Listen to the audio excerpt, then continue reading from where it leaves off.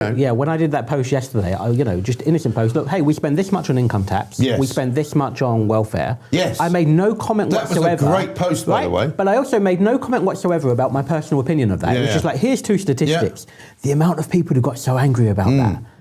And were they mostly people who got angry about the combination of the two kind of comparative subjects, if you like, because on the one hand, income tax coming in, I think it was something like 329 billion. 329 billion. And then the welfare budget, which was actually more than that, going out the other way by a factor of about 7 or 8 billion.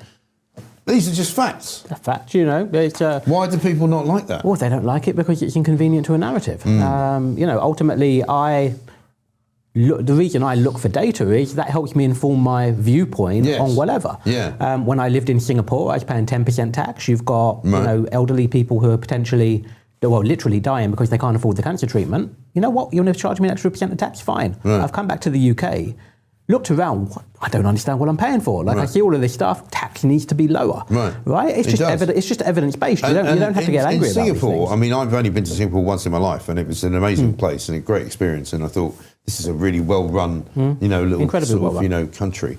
How do they do their tax? How do they judge how to tax people? So they literally run the country for the most part on their reserves. They have nearly, unofficially, they have nearly £3 trillion, the size of their entire economy, in reserves, and they essentially use the profit from that. Where do they get that from? They pull it aside for over the course of a 30-year period. Okay. They have a number of sovereign wealth funds, both official and unofficial, and they essentially use the profits for that to fund programs and so on, and fund the buildings of all of the fancy buildings and healthcare and all of that stuff. And so they made a decision around that. And what they've also done with pensions, for example, is they've actually, did you know, if we had just taken the proportion of national insurance that goes towards the pension payment and had invested that in just like a tracker fund ETF, the pension right now would be 4 to 5 times more than it currently is. Right? But instead, because we just do a tax and spend model, so what they've done is they've actually also set up kind of a personal fund. So when you pay some of your national insurance equivalent, it goes into a separate fund. You can only touch it for retirement, to buy a house, or for your healthcare. Right. But it means you've got it. It grows interest every year. Yes. And strangely now, 17% of the population are millionaires, 99% of the population own their own home. Right.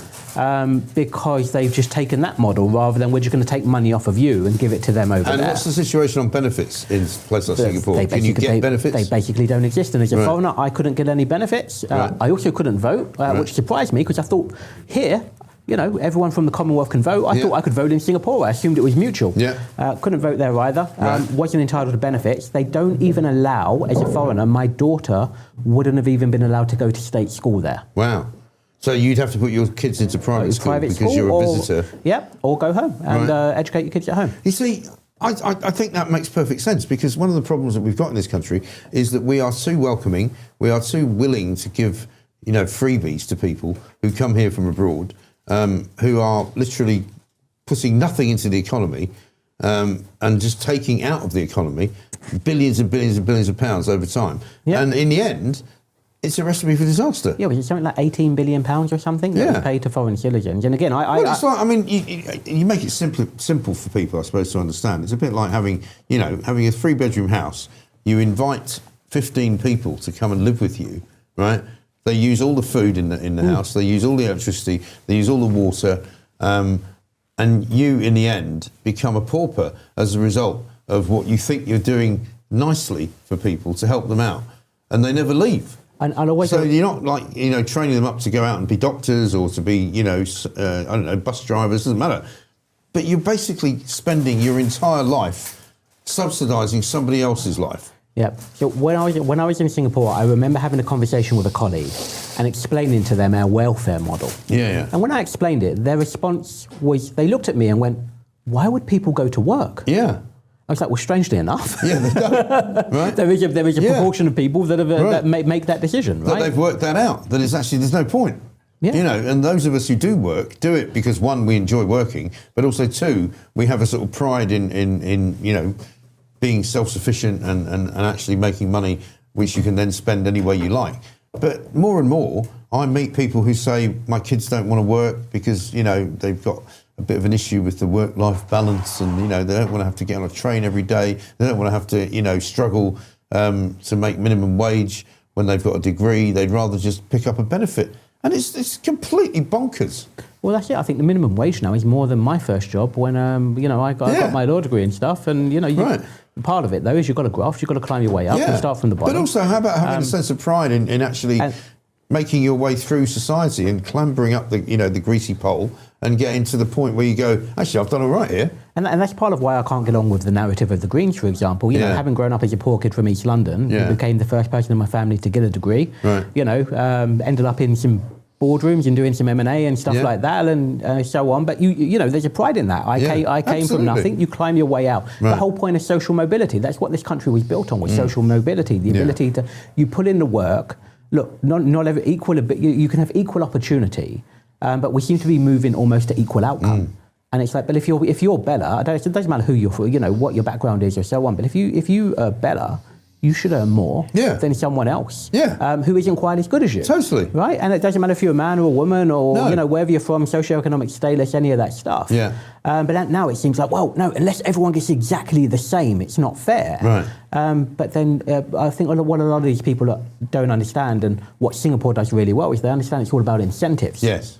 And that's really what my experience living there and coming back was really kind of transformative in that regard. Because, for example, in Singapore, if you have, if the trains are delayed, the transport minister loses their job. Yes.